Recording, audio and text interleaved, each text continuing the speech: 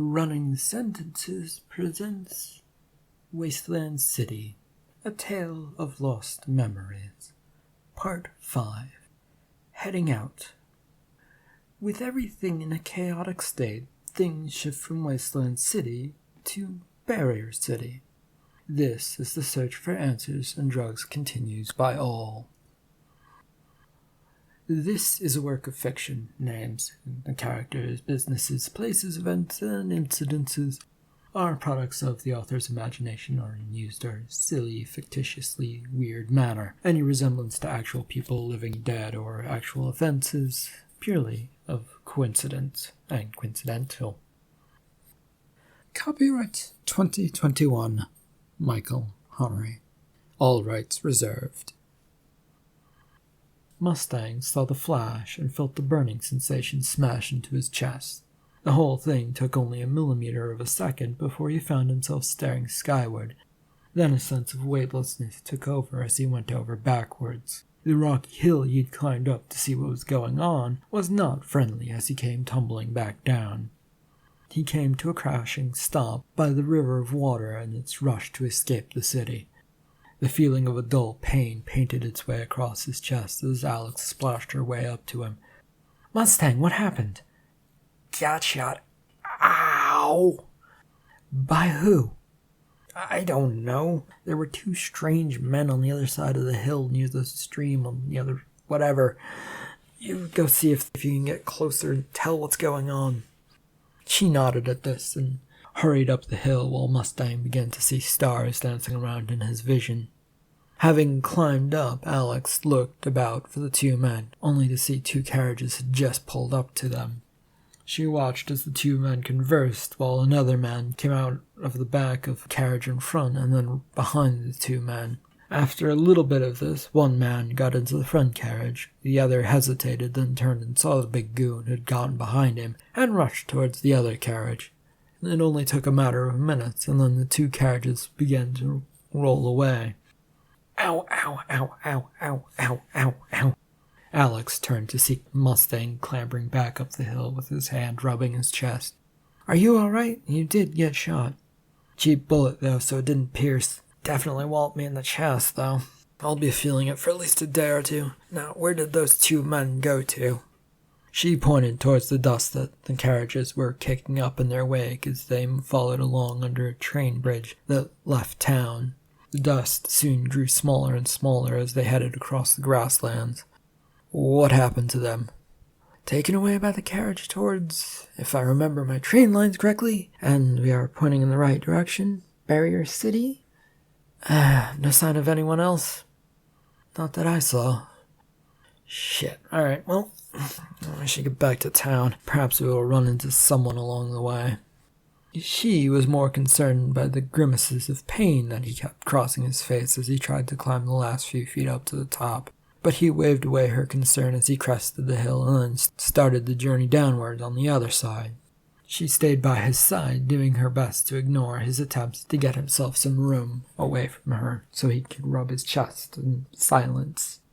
The two trudged their way around the side of the mountain, headed for the city entrance gate after getting their bearings and figuring out which way was which.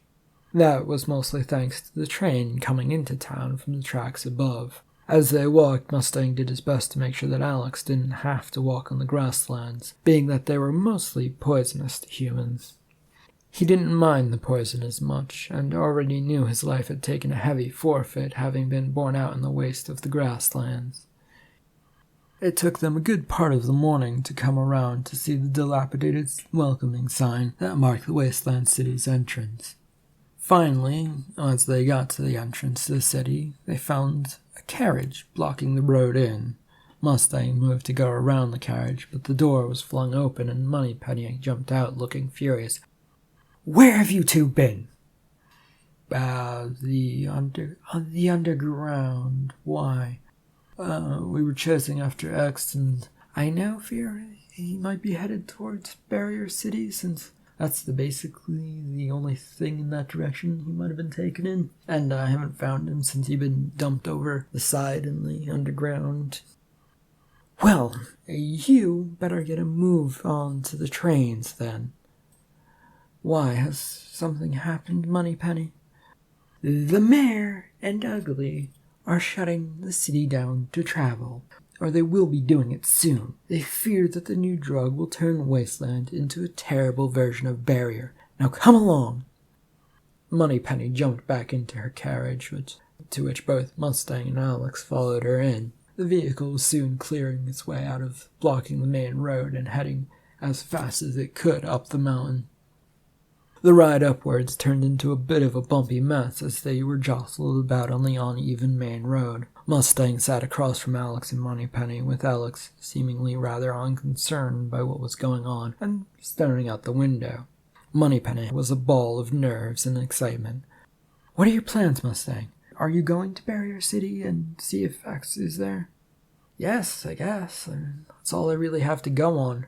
X has vanished after going over the waterfall in the underground. I chased, and Alex here saw 2 men get taken away. I must follow to see if that's him and find out what's happened. I am coming along, then. To Barrier City, Moneypenny. The place is supposed to be taken over by drugs and a drug addict. I know, but you'll need my help. Mustang fell silent as the carriage continued to ride as quickly as it dared up the main road. They made a short stop for Alex to get off near the red light district, and then carried on, heading for the bookstore. Upon arrival at said store, Mustang rushed upstairs to his office/home. He headed right for his closet in the bedroom and pulled out his suitcase, which he tossed onto the bed, after which he grabbed some various clothes and roughly dropped them into the suitcase, which he then slapped shut. With that done, he headed out of the bedroom into the office section. There, he stopped at his desk, shuffling about to get to a lower drawers in the desk. He managed to pull out a rather nasty-looking revolver out of one of the drawers and plopped it onto the desk, with a few boxes of ammo. Then he went back until he managed to retrieve a single piece of paper that happened to have the mayor's letterhead stamped up on top. He scribbled down a few words on it, then folded it up and placed it into his pocket. Grabbing up the rest of his stuff, including the pistol and the ammo, which he stuffed into his jacket pockets, and then grabbed his suitcase, respectively, he headed out the door. Mustang and Moneypenny had gotten back into the carriage, which then carried them towards the train station. They both rode in silence until the carriage came to a stop. The exterior, from what they could see, though, was not the train station. With a sigh, Mustang popped open the door and stepped out to see what was going on. When he got out of the carriage, he saw a line of police officers blocking the road, with one holding up his hand. Mustang rummaged around into his pockets to get out the fake letter he'd written, and headed towards the officer with the hand up. "This road and all travel are closed. Sorry, I have a letter here from the mayor letting me pass by with my carriage in front." He pulled the slightly crumpled and folded up note and shoved it into the officer's hands, then took a step past them, waving his hands about to try and get the officers to clear the way. Despite this, none of them moved, and he turned and headed back to the carriage and got back into it. A few seconds later, it was back in motion. The carriage clattered its way a few dozen more feet down the road before it came to a stop in front of a brisk, yet sad-looking building. It was a train station whose exterior needed desperate work on it. The bricks all looked like they were falling apart with crumbly bits all over the place, and it just made the place look sad. Mustang stepped out of the carriage and helped Moneypenny out a second later. He looked over the sad building as the driver got their luggage down to them and allowed them to head inside. The interior of the station, however, was much different in look to the exterior. It was made of beautifully crafted steel girders that had been intricately patterns cut into them, and above all of them sat a windowed ceiling. Moneypenny came into the station ignoring much of this as she steamrolled her way towards the platform. Mustang was taking his time walking and soon found himself joined by Alex, who had come out of thin air and was walking by his side. "You're coming along too, Alex?" "Wouldn't miss the opportunity to see something else." "And how did you get past the police?" "There is more than one way into the station. For some reason, they haven't gotten around to closing the tunnels, which is perhaps the way that most people would come into the station." They soon found themselves on the station platform and began to wait for the train to pull in as they came to a stop next to Moneypenny.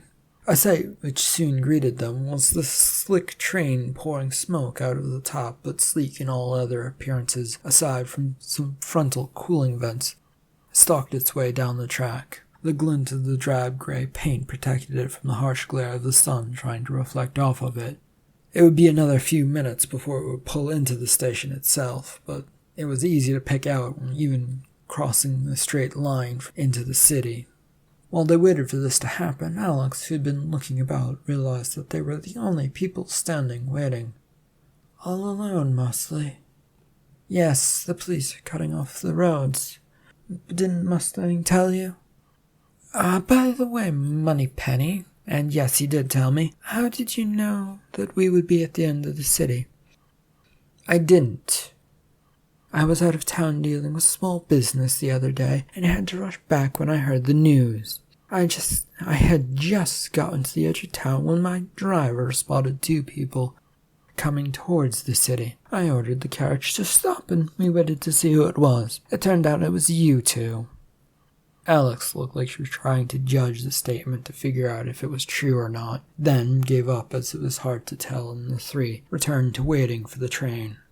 It soon pulled into the station with all of the sleek grandeur and hissed as it released steam so that it could come to a stop. The station soon filled with puffs of smoke that were settled, and the passengers all seemed to be running to safety. The trio watched them all head for the station doors, eager to get out, and after a second they were all gone as the conductor wandered down the platform. All aboard! Next stop, Barrier City, return trip.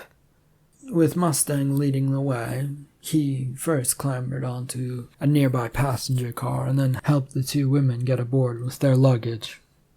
The empty car provided many seats to choose from, and the three of them settled into ones nearby one another, but ones that also gave each other room to spread out a bit.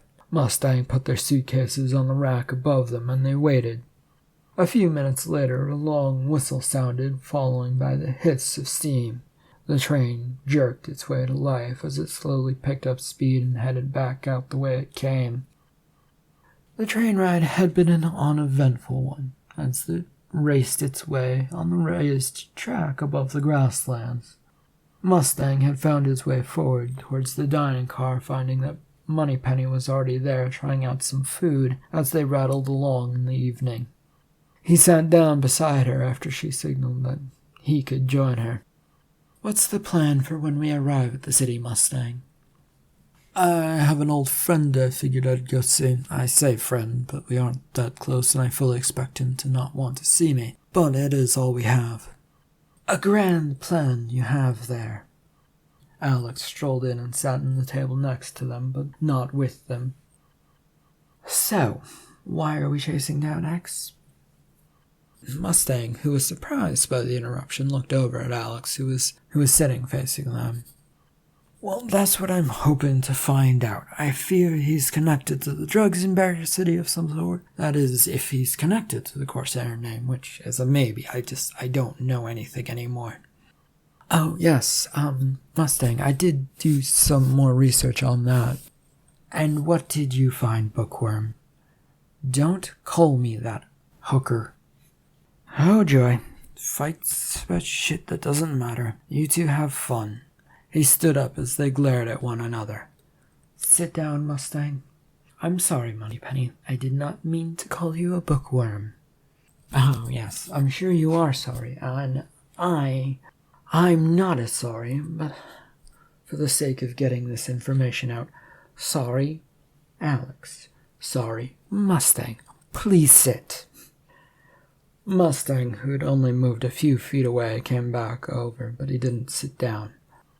What did you find out, Moneypenny?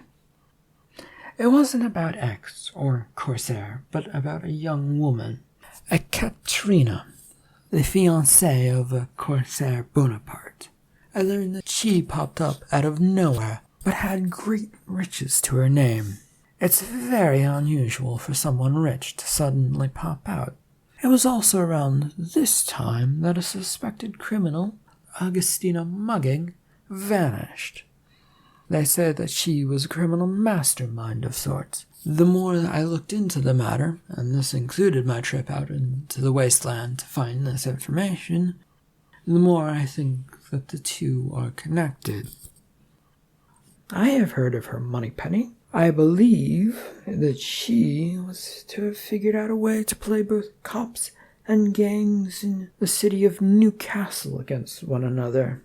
Made lots of money, had a fiancé, supposedly then vanished shortly after said fiancé went away for stealing. So, what does that have to do with Corsair aside from you believing that she was his fiancée? I have a painting of her. To which Moneypenny grabbed a bag that she'd been lugging around protectively. After a few minutes of rummaging about, she popped up with a small 4x5 painting that she held it out for them to look at, and Alex snatched it away first. She looked it over with raised eyebrows and then handed it over to Mustang and looked hard at it. Yes, this does look like Katrina, but a lot of women have this ordinary beauty. For this, he received a rather harsh kick from Moneypenny. Ow! What was that for? I said that she was beautiful, and there's nothing wrong with that. Alex took the painting back and began studying it again. No woman wants to be called ordinarily beautiful, even if they aren't in the same room. Okay, I'm sorry. I can't say for certain, but the crest in this back of the painting looks like the one on the carriages that were headed away with the two men, although they were at a distance, so it might not be. Really? You think so? Can't say for sure. We were too far away. The trio lapsed into silence, passing the painting around a few more times, as they all fell into their own thoughts about the matter. The train continued along its path, racing its way towards Barrier City, the night having fallen and gave an eerie darkness to the land. It made it hard to see beyond a few feet, and most people on the train were soundly asleep aside from a few engineers keeping things moving along. Even though the darkness reigned in the night, a small but brisk light of a city appeared off on the horizon. Barrier City was fast approaching. The early morning sunlight lit into the side of the train and slipped in through the cracks of the window shade. Mustang had pulled the shade down to stop such things from happening, but despite his best effort, it wasn't working. The sunlight hit his sleeping face and woke him up. He flinched at the warmth of the sun, trying his best to escape it, but seeing as he was sitting on a bench chair, any movement away from that train wall and its window would leave him on the ground. A second after trying to get away, he tipped off the bench and onto the floor, and all hopes of sleep were lost. With a grumble of frustration, he got up and stretched, looking about for his two friends who had chosen another train car to sleep in. Still slightly asleep, he made his way towards their car. The train had continued racing down the tracks, hurrying towards Barrier City, a sight that was finally in view with its giant walls that towered and protect the city itself from view. The train headed straight for those walls that became much larger thanks to the fact that they were getting that much closer. The track the train ran on headed straight at the wall where a small train-sized opening sat. It, like Wasteland City, had few entrances and exits to and from the city. It said most people used the train to get in and out, but there were other ways around.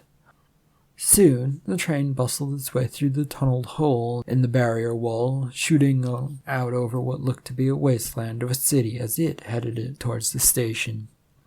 The steam billowed as the train slowed and then came to a stop at the station a few minutes later. Mustang stood near one of the exits and looked at the masses of people who stood on the platform. It was truly packed with all sorts of people, all of them clawing at one another as they looked to get on. Alex, Moneypenny, and Mustang barely managed to get off before the crowd surged and grappled their way onward, onto it. The once mighty, clean, and nice station seemed torn apart under all of the people. What had once been a towering two-story station with shopping and offices had become nothing more than a refuge for people camping out with tents, hoping to catch the train out of town. The trio did their best to fight their way through the surging crowds as they headed for the lobby of the station, with the hopes that it wasn't as crowded as the platform was. The lobby of the station, if anything, was a bit worse than the station platform. Here there was not only people, but the sea of tents and other hastily constructed housing. Mustang, Alex, and Moneypenny did their best to attempt to make their way through the masses, but the masses were also pushing their way towards the train platform, trying to be the next people to get onto the platforms in the hopes of getting out of the city. Having broken free from most of the pushing, Mustang had set his sights on heading towards the exit, with his two friends in tow. He'd gotten about halfway across the lobby, dodging both people and their little homesteads, when something bopped the top of his head. He spun about in confusion, and Alex pointed upwards as Moneypenny had leaned over to pick up a piece of balled-up paper. Mustang looked up to see his friend hanging over the railing of the second floor. "Fraud!" The man had then disappeared, and Mustang began the desperate look for the stairs to the second floor. Alex tried to grab a hold of Mustang to stop him from running off. "Please tell me we aren't chasing after Fraud. He's the only person that I know in the city." He then hurried off towards the staircase he'd spotted, with Alex and Moneypenny following, with rather disappointed looks on their faces. Having gotten up the stairs and onto the second-floor walkway, Mustang led the charge towards where he'd seen Fraud. They made their way past a variety of closed shops and offices. All of them were left as they were, with little signs of life, and not a single one having been boarded up.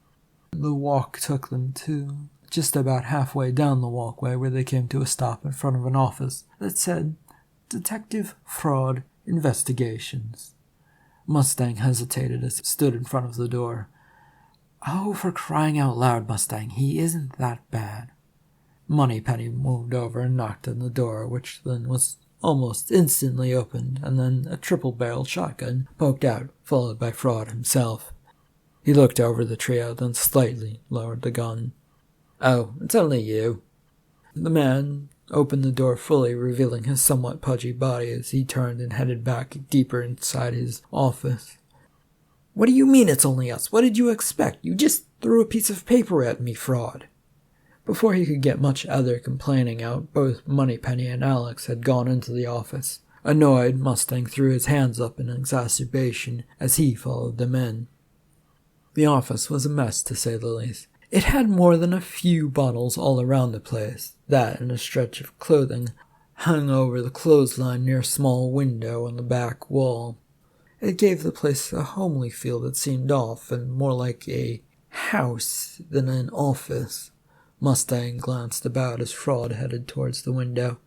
"What are you doing here anyway, Mustang?" "Chasing after a man who's been kidnapped, I believe anyway." "No one comes here." Alex was exploring the office a bit off to the right, had accidentally bumped into a bottle, which caused several others to come crashing down. "Oh, no.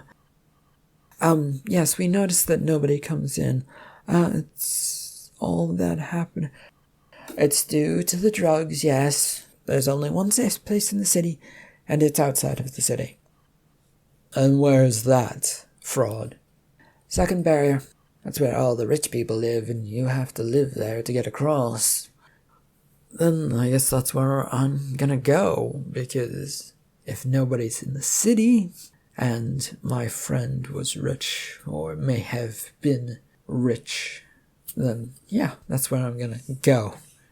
Good luck getting out of the station. They closed off the entrance ever since the drug fight started." This time Moneypenny stepped forward, and she too nearly ran into a bottle, but her careful steps stopped this just from happening. "Fraud, you're not the type to stick around someplace without work. You know a way out of here, and you are working, aren't you?" He nodded towards the window he stood next to, and opened it. A smell slid into the room and drove everyone a few feet back, as they all knocked over some bottles.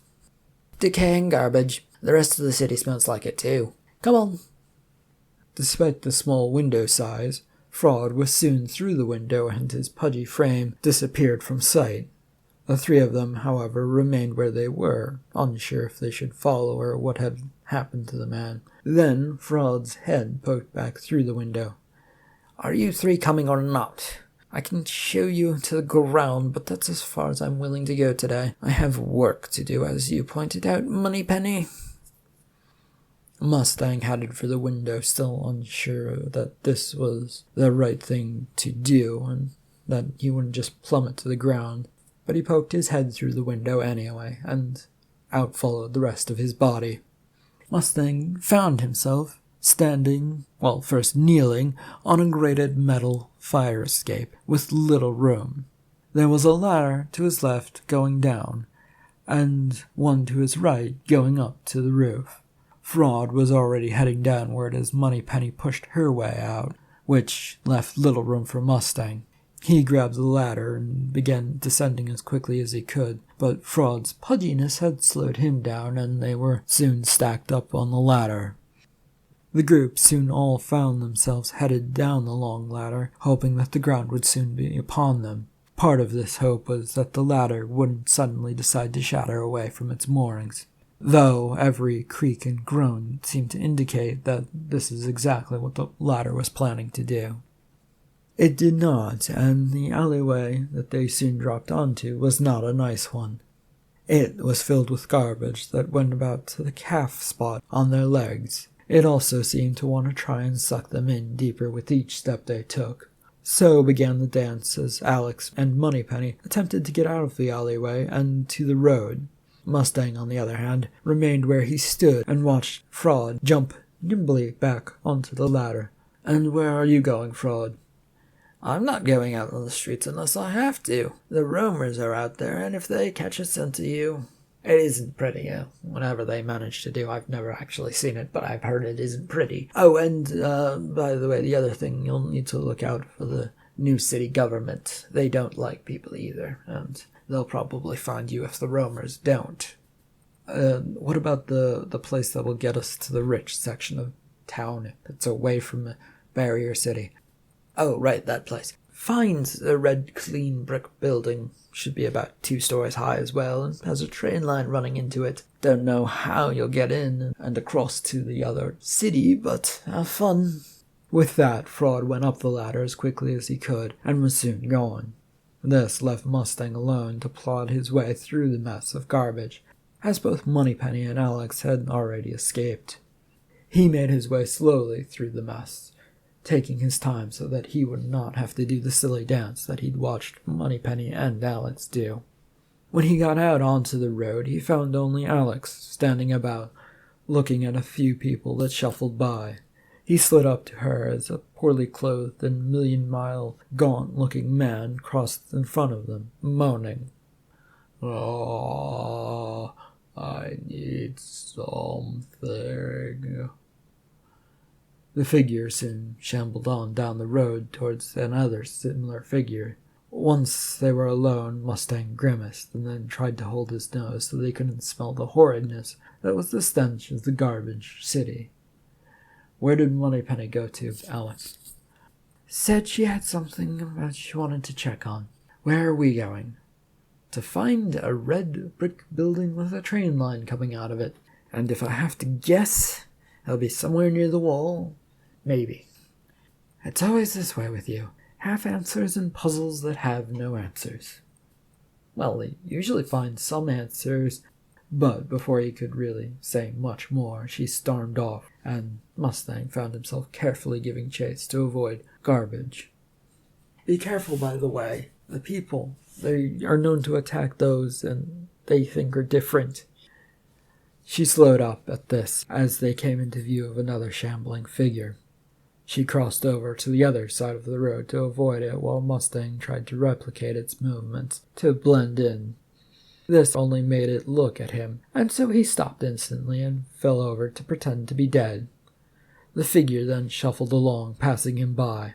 Once it was gone, he jumped back to his feet and joined Alex as they headed down the other side of the road. The two of them continued on their path, trying to find ways around the city without pissing off the local drug zombie-like things that were shambling around. This proved to make things interestingly difficult as they tried to head towards the wall. Each time they got near it, more and more of the drug appeared, blocking the path and offering no way around them. Mustang and Alex had retreated at least 3 times in a search of a better way to get to the wall to begin their search, building that was all too clean. As they entered the 4th such road to try this, Mustang turned and looked back at the way they came. "Is something wrong?" "There always is. We have company."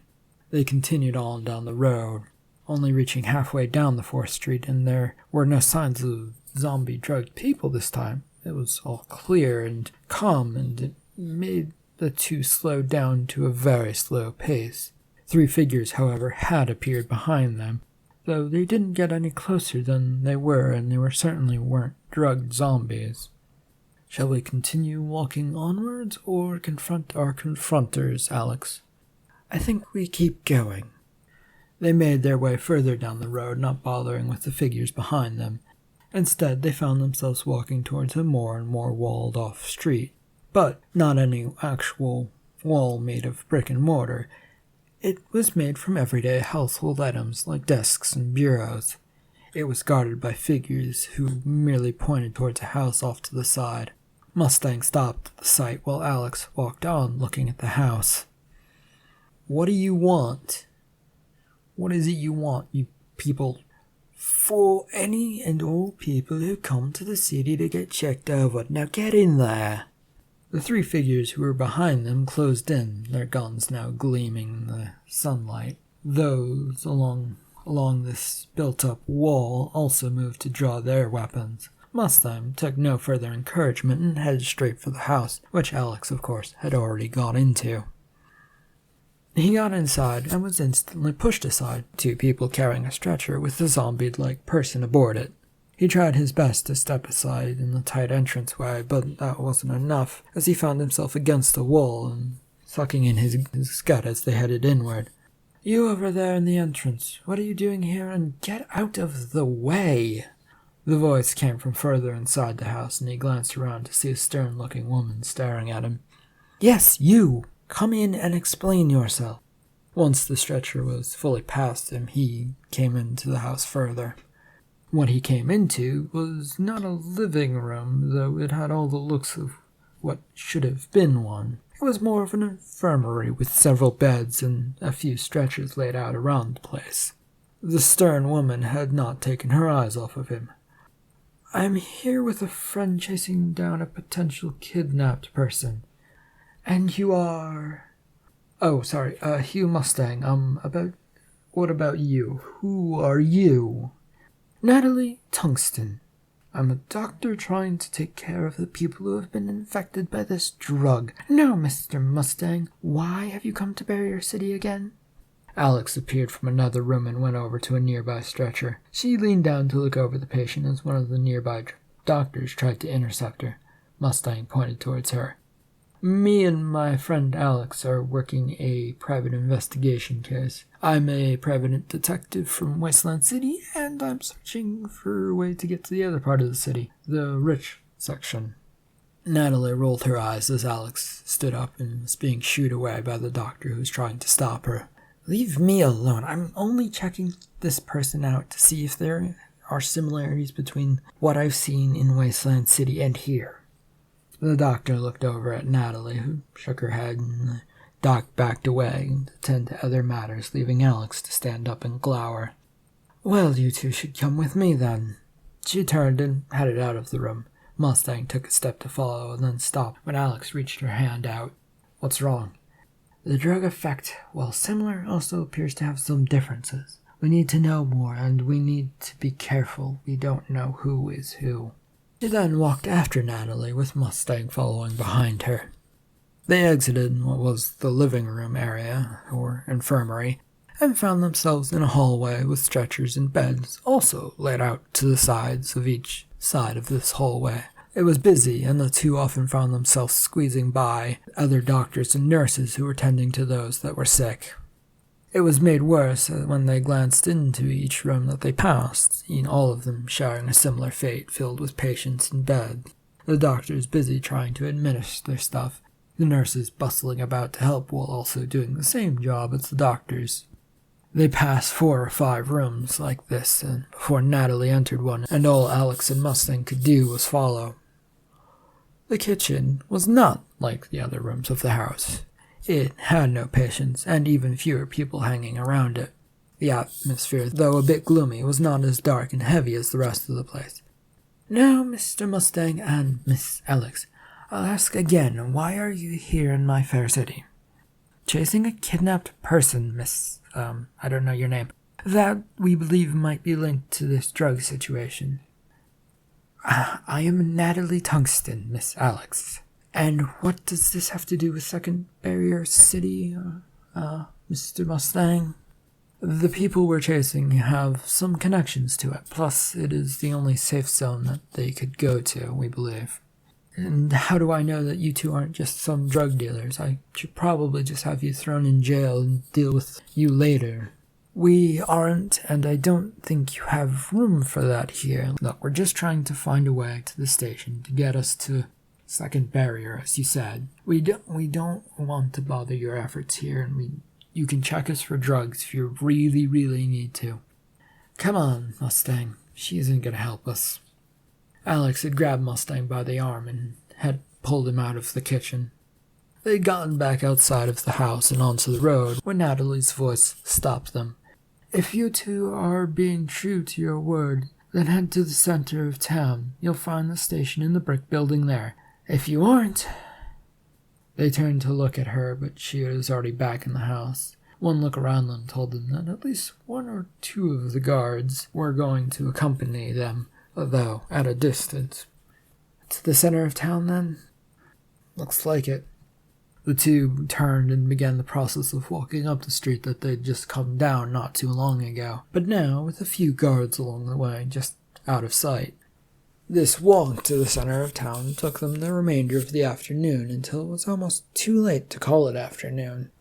It thankfully hadn't been a harsh walk, but one of dodging into areas and streets to avoid the remaining rambling, drug-idled people. The sight of a lone building set apart from all of the others by virtue of the fact that it was in a large plaza, and that plaza surrounded this building, stopped them for a few seconds.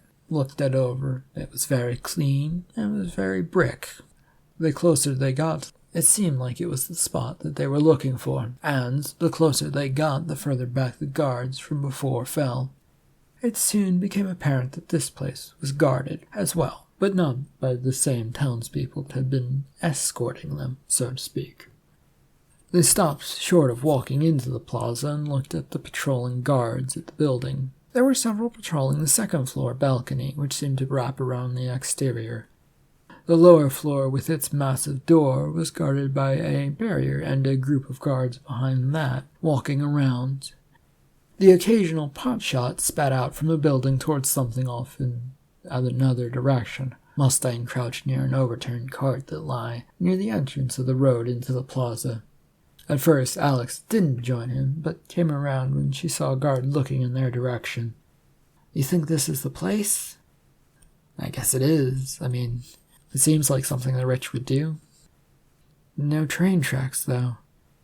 "But heavily guarded, and the rich are—" "Do we risk it and run past the guards and inside, hoping that they don't chase us, or what?" "Sounds like a badly thought-out plan. Perfect for you, then. Go first and draw their fire." "I don't want to get shot. I got shot lately and it wasn't nice. And what if they have good ammo?" "I'll make it through and then solve the case for you. No need to worry." "Fuck you." "What if they have bad ammo? It will only hit you and stop, right? Isn't that worth taking the risk?" "Damn it, no, but—" He already stood up and began sprinting towards the building's giant door. He could hear the footsteps of Alex somewhere behind him, but didn't bother to put much thought into it as he ran. The thing that was going through Mustang's mind the most part as he reached the barrier that split the plaza from the building was that there was no gunshots. This was either a great sign or a very terrible one, meaning that they were waiting for just the right moment to shoot him. This thought made the vaulting of the barrier a loose collection of rubble and household items, and anything that looked like it would stop people for more than a few seconds as an annoyance. He stopped and looked. No gunshots came as he clambered up the 3-foot wall and then jumped to the other side. The sound of Alex huffing and puffing behind him caused him to stop and turn. "Keep going!" Fearful that she would produce a gun and shoot him just to keep things going, he turned and raced for the door. A few seconds later, he found himself right in front of the door as it opened. This was going exactly the opposite way that Mustang had expected it to, and it was bothering him. No gunshots, nothing other than running, which was, as always, an exhausting activity to commit to. Still, it was better than getting shot, and so he bolted straight through the open door. His feet upon entering the building skittered as he tried to come to a stop. The marble floor, however, was slick and smooth, which sent him tumbling towards the only thing beyond the front door of the building. A staircase, downward, into darkness. Despite his best efforts to come to a stop, he found himself teetering and then going over the edge, a hand grasping at his, but it was far too late, so he did his best to shake the hand as he went over. Though it had at first appeared to be a dark and foreboding place down at the bottom of the stairs, when Mustang finally arrived, it was not dark or even foreboding. It was a dimly lit, and from what he could tell from his upside-down position, that there was hay on the ground. After staying like this for a few more seconds and realizing how uncomfortable he was, Mustang did his best to roll over, as the sound of footsteps came from the stairs. When he had finally gotten himself straightened out, he saw Moneypenny and Alex coming towards him. The room had brightened a bit as lamps lit themselves. He couldn't help but raise his eyebrows as the two came to a stop next to him. "What are you doing here, Moneypenny? You vanished on us." "I went to see a friend who was still in the area, and who could help us, who could get us in here with no trouble. I did tell Alex that I was going to do that. Did she not tell you?" Alex looked away as if fascinated by the lights coming on that would absolve her of any misinformation. Mustang looked over to her and then slowly got back up to his feet. "Great. Well, where's this supposed train?" "Through this door." She headed over to the door that stood across from the staircase and pushed it open. The hallway itself was covered in hay, which Mustang looked at as he crossed over with Alex in tow. They came into a gloriously lit room, one made to look ridiculous in its opulence, and that style on top of gaudy style should be considered a good style. Everything glinted and shined, from the marble to the train tracks to the slick-looking thing that was in all probability a train engine. After all, it had a coal car and a carriage behind it. Plus, it sat on the train tracks, so what else could it bother being? Steam poured out from this engine-like thing from its exhaust near the tracks, but failed to stick around like a normal steam smoke should have. It was, Mustang felt, like everything had been thought up for the rich to not have to take a step anywhere where they didn't need to, except for the hallway covered in straw or hay. Moneypenny had drifted over to the carriage and clambered aboard before looking back at them. "Come on! We need to get across quickly before those in Second Barrier City realize that they left a train engine and car over here." With that, she headed into the dark interior of the jet-black painted train car, and despite its color, it too was glinting in the light, showing off its fancy, sleek looks. Mustang was still puzzling over the straw in the hallway as Alex tugged at his sleeve and dragged him onto the train. "Oh, the hallway. That makes sense. Between the door and the staircase. Why not for a horse carriage so that rich people can be dropped off right at the door and they don't have to worry about that? Why couldn't I think of that before?" "Did you say something, Mustang?" "I'm just musing to myself about a stupid puzzle."